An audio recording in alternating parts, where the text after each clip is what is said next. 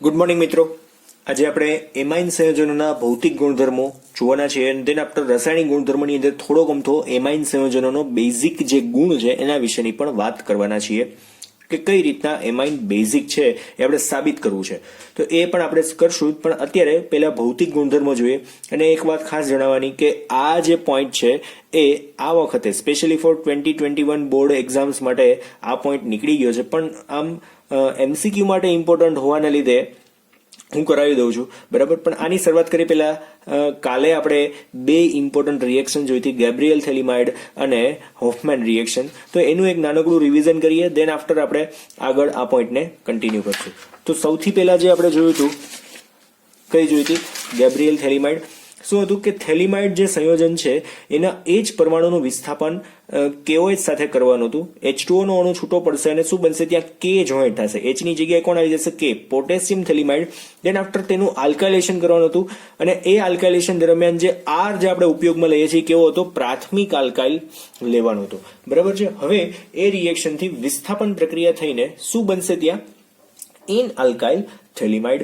શું બનશે? N alkyl phthalimide. Then 2 moles of NaOH add કરવાથી સોડિયમ થેલેટ સંયોજન બનશે અને સોડિયમ થેલેટ બનશે અને પ્રાથમિક એમાઇન નિપજ તરીકે મળશે. મેં કાઉન્સમાં લખ્યું હતું કે ભાઈ પ્રાથમિક એમાઇનની બનાવટ માટે ખાસ આ ઉપયોગમાં લેવાય છે, તો આ ખાસ તમારે યાદ રાખવાનું છે, પ્રાથમિક એમાઇનની બનાવટ માટે જ ઉપયોગી છે, બરાબર. ચલો, ત્યાર પછી છઠ્ઠી રિએક્શન આપણે કાલે જે જોઈ હતી એ કઈ હતી કે હોફમેન બ્રોમાઇડ રિએક્શન, જેમાં Br2 અને 4 moles ઓફ NaOH લેવાનું હતું અને મેઇન વાત હતી કે પ્રક્રિયક કરતા એક કાર્બન ઓછા ધરાવતી નીપજ મળે છે અને એ એમાઇન સંયોજન બને છે, બરાબર. તો પ્રક્રિયકમાં એક કાર્બન જે છે અહીંયા CO તરીકેનો જે કાર્બન છે એ છૂટો પડે છે. Br2 અને 4 moles ઓફ NaOH છે, એમાં કોઈ જ છેડછાડ કરવાની નથી, એ જે મોલ છે એ નિશ્ચિત છે, બરાબર. તો બેન્ઝેનેમાઇનની Br2 અને 4 moles ઓફ NaOH સાથે રિએક્શન થાય એટલે શું બનશે? ત્યાં aniline, Na2CO3, 2 moles of Br અને 2 moles ઓફ H2O, બરાબર છે. આ સામાન્ય રિએક્શન છે જે તમે 4-5 વાર લખીને પ્રિપેર કરી હશે, બરાબર. હવે આજનો જે ક્વેશ્ચન છે એની શરૂઆત કરીએ એમાઇન સંયોજનોના ભૌતિક ગુણધર્મો. હવે એમાં સૌથી પહેલો પોઈન્ટ ધ્યાન આપજો. સૌથી પહેલો પોઈન્ટ છે સામાન્ય રીતે ઓછા કાર્બન ધરાવતા આલ્કાઇલ સમૂહ, આલ્કાઇલ એમાઇન, ઓછા કાર્બન ધરાવતા આલ્કાઇલ એમાઇન જે છે એ કેવી વાસ આવશે? માછલી જેવી વાસવાળા વાયુ છે. એટલે કે ખાસ કરીને જો આપણે વાત કરીએ તો C1 to C2 જે છે ને, C1 to C2 વાળા એમાઇન જે છે, C1 થી C2 વાળા એમાઇન એ વાયુ સ્વરૂપે હોય, બરાબર. C2 થી વધારે દાખલા તરીકે C10 અરાઉન્ડ બધા જ કેવા હશે? પ્રવાહી સ્વરૂપે. અને ઉચ્ચતર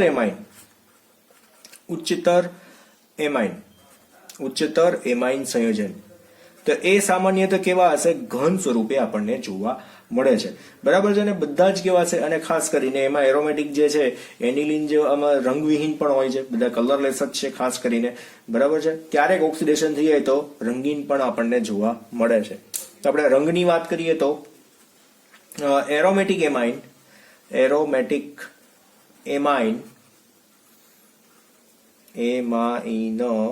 ખોટું પડશે અહીંયા. એરોમેટિક એમાઇન સામાન્ય રીતે કેવા હોય છે? રંગવિહીન હોય છે. પરંતુ શું આવશે એની અંદર? વાતાવરણના ઓક્સિજનના લીધે, O2 ના લીધે શું બની શકે છે એની અંદર? રંગ કંઈક તમે ઓટોમેટિકલી બની જાય એટલે રંગીન પણ જોવા મળે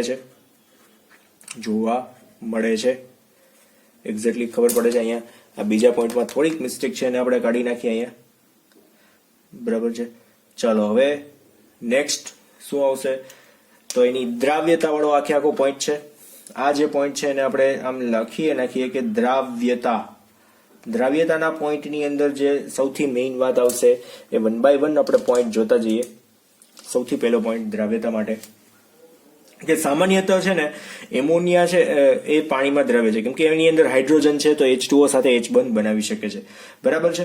તો આપણે સિમ્પલી કહી શકીએ કે CH3NH2 જે સંયોજન છે એ પાણીમાં દ્રાવ્ય છે. હવે એના કરતા જો આપણે ટૂંકમાં જ પોઈન્ટ લઈએ છીએ, એના કરતા વધારે એના કરતા વધારે નહીં પણ એના કરતા ઓછી CH3 CH2 NH2 આ એવી નિશાની થઈ ગઈ કે તમે કન્ફ્યુઝ થઈ જાવ કે સર આમાં કયું વધારે ને કયું ઓછું, તો આપણે એને ચેન્જ કરી નાખીએ. બરાબર છે. આના કરતા ઓછી.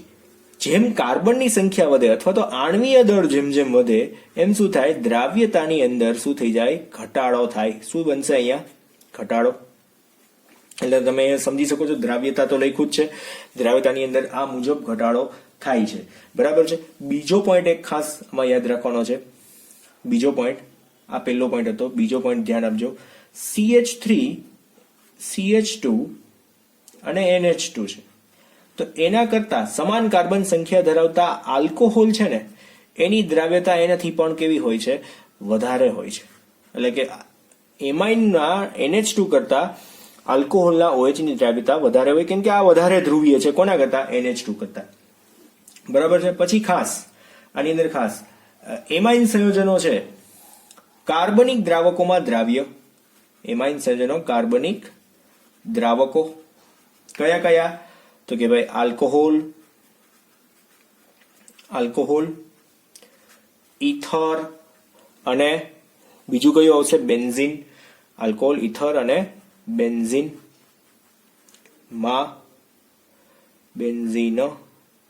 માં દ્રાવ્ય. બરાબર.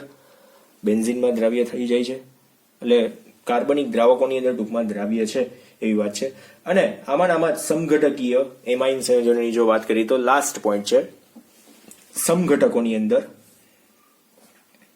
સમઘટકીય એમાઇનમાં પ્રાથમિકથી દ્વિતીયક અને દ્વિતીયકથી તૃતીયક તરફ જતા ઉત્કલન બિંદુ શું થાય છે, ઘટે છે. કેમ કે H બોન્ડ બનાવવાની ક્ષમતામાં ઘટાડો, તો ઉત્કલન બિંદુમાં પણ શું થઈ જાય, ઘટાડો. આંતરાણવીય H બંધ બનાવી શકતા નથી.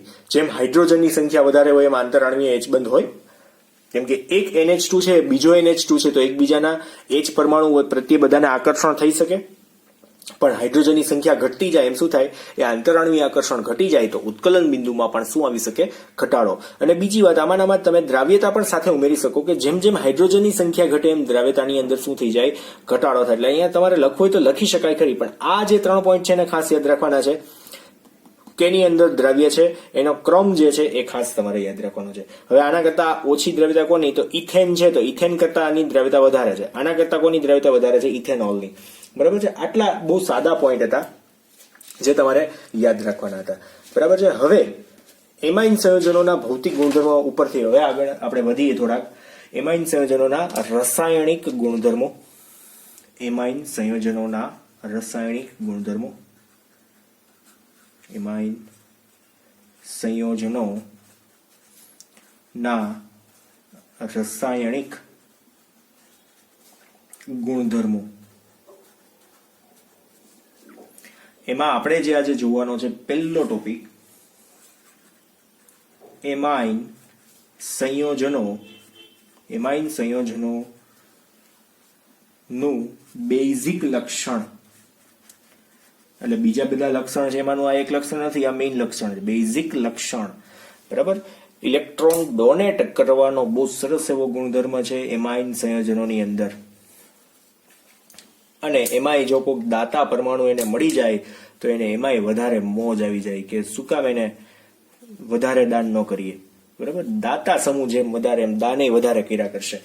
પણ મેઇન વસ્તુ એ છે કે તમને લોકોને એક અનનોન એક પાર્ટિકલ આપી દો. દાખલા તરીકે મેં તમને એક વસ્તુ આપી દીધી છે અને એ બેઝ છે, પણ તમને ખબર નથી બેઝ છે, તો તમે શું કરો, દાખલા તરીકે એક વસ્તુ આપી છે જે અનનોન છે, તો તમે શું કરશો કે આ એસિડ છે, બેઝ છે કે તટસ્થ છે. તમારે શું કરવાનું, એક લાલ લિટમસ પેપર લઈ લીધું. બરાબર છે. લાલ લિટમસ પેપર તમે લઈ લીધું છે. લિટમસ ટેસ્ટ કરશો તો સીધી ખબર પડી જશે. એમાં ને એમાં નથી બોલતા. તમે એ જે અનનોન છે એની અંદર એસિડ ઉમેરો, ક્ષાર બની જાય, લિટમસ પેપર ઉપર કાંઈ ફેરફાર થશે નહીં. પછી એની અંદર બેઝ નાખશો, લિટમસ પેપર લાલમાંથી ભૂરું બનશે તો ખબર પડી ગઈ કે ભાઈ આ શું છે, બેઝ છે. બરાબર છે. પછી એની અંદર એસિડ નાખ્યો છે તો ક્ષાર હતો, એની અંદર બેઝ નાખ્યો તો શું બન્યો, એ કાંઈ નો ફેર પડ્યો. ઇટ મીન્સ કે એનો મિનિંગ શું થઈ ગયો કે લાલમાંથી જે ભૂરું બન્યું હતું ક્યારે, જ્યારે બેઝની અંદર બેઝ નાખવાથી ત્યારે આપણને ખબર પડી ગઈ કે આ જે દ્રાવણ છે ને એ બેઝિક છે. પણ એ તો સાદી પ્રક્રિયા થઈ ગઈ. હવે આપણે એ જ પ્રક્રિયાને આપણે અહીંયા વર્ણવીએ છીએ કે ભાઈ સૌથી પહેલા શું કરીએ કે એસિડની એટલે કે આ જે બેઝ છે NH2 છે એની પ્રક્રિયા એસિડ સાથે કરી એને ક્ષાર બનાવશું. પછી ક્ષારની અંદર ફરી પાછો આપણે બેઝ નાખશું. ક્ષારની અંદર તમે એસિડ નાખો તો એસિડિક દ્રાવણ બને, ક્ષારની અંદર બેઝ નાખો તો દ્રાવણ કેવું બને, બેઝિક બને. બરાબર, આ તો તમને લોકોને હવે ખ્યાલ જ છે. તો હવે આપણે આગળ વધીએ થોડુંક આમાં, પછી આપણે આખે આખું કેલ્ક્યુલેટિંગ પાર્ટ ઉપર જતા રહીશું કે એમાઇન સંયોજનો, ખાસ એમાઇન સંયોજનો તેના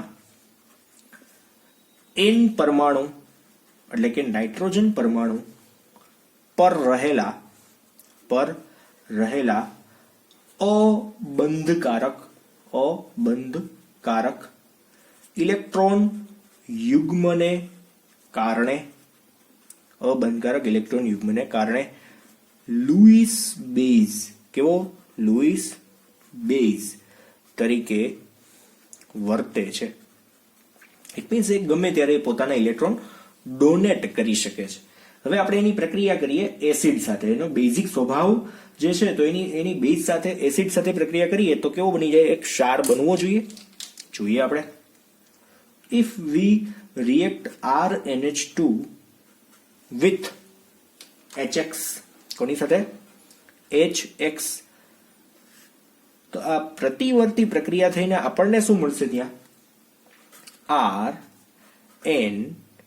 RNH કેવા થઈ જશે, ત્યાં 3 થઈ જશે. શું કામ એને, કેમ કે આ જે નાઇટ્રોજન છે એ પોતાના ઇલેક્ટ્રોન કોને ડોનેટ કરવાનો છે, આ હાઇડ્રોજનને ઇલેક્ટ્રોન ડોનેટ કરવાનો. શું કામ એને, કેમ કે હાઇડ્રોજનના ઇલેક્ટ્રોન કોણ લઈ ગયું છે, X.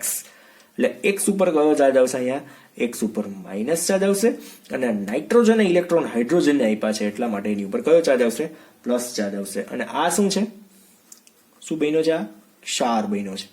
હવે આ તમને લોકોને ખ્યાલ છે કે ભાઈ આમાં એસિડ બેઝની એસિડ સાથેની પ્રક્રિયાથી ક્ષાર બન્યો. હવે ક્ષારની અંદર હું બેઝ નાખું તો દ્રાવણ કેવું બનવું જોઈએ, બેઝિક બનવું જોઈએ. તો આપણી પાસે કોણ છે, દાખલા તરીકે RNH3 પ્લસ, અને એની સાથે કોણ આપણે જોઈન્ટ કરી દઈએ, X માઇનસ.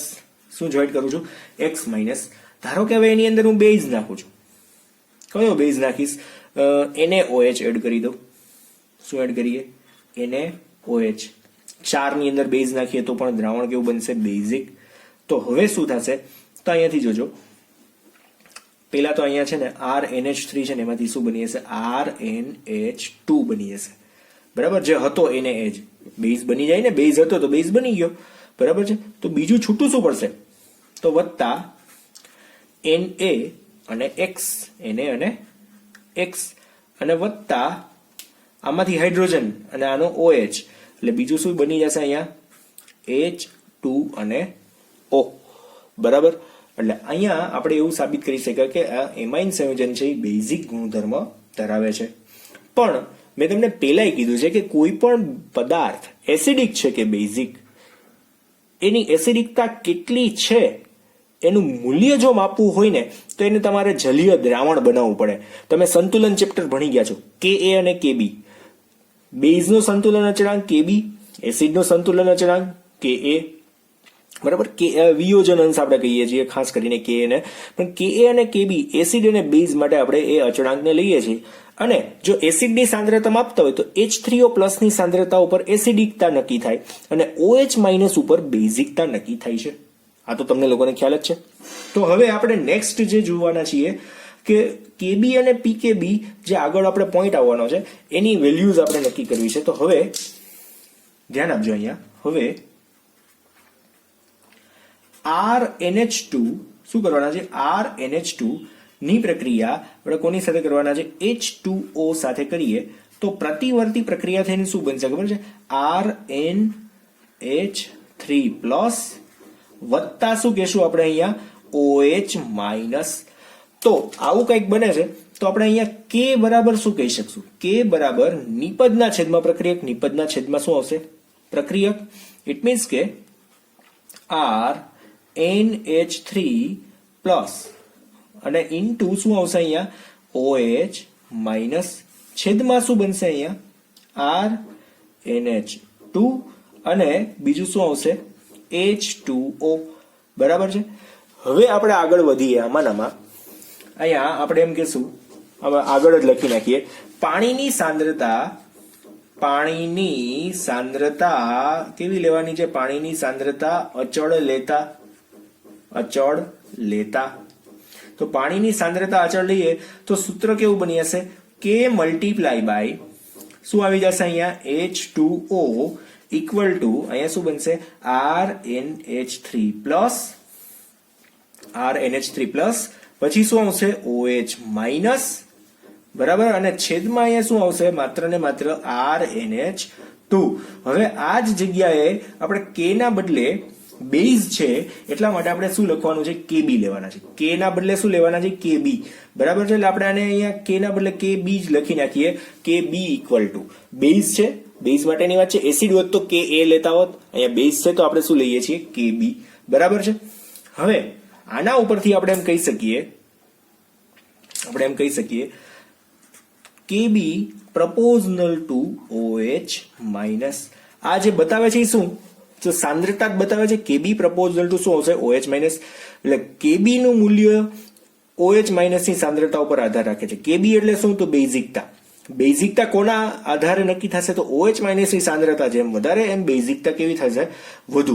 એટલે આપણે એમ કહી શકીએ કે KB નું મૂલ્ય જેમ વધુ એમ બેઝિકતા વધારે.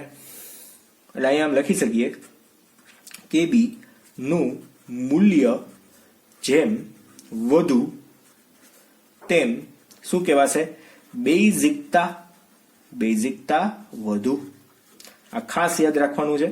આ પોઈન્ટ જે મેં અહીંયા લખ્યો છે અને ખાસ યાદ રાખવાનું છે. KB પ્રપોઝનલ ટુ OH માઇનસ આપણે એવું લખી શકીએ આ બેને અચળ કરીને. KB પ્રપોઝનલ two OH minus. ટૂંકમાં આનું મૂલ્ય છે એ OH માઇનસ ની સાંદ્રતા ઉપર મેટર કરે છે. હવે તમને એક વધારાની આમાં જ વાત કરી દઉં કે તમે લોકો આને આ તો તમને લોકોને ખ્યાલ છે કે pH બરાબર તમે આવું લખતા negative log of H plus લખતા. બરાબર. POH હોય તો negative log of OH minus આવું લખતા. તો અહીંયા આપણે PKB નવો જ ગુણાંક લેવાનો છે તો નેગેટિવ લોગ ઓફ KA આવું લખીએ છીએ. તો આપણે અહીંયા જે લખવાનું છે અહીં બેઝિકતા દર્શાવવા KB ના બદલે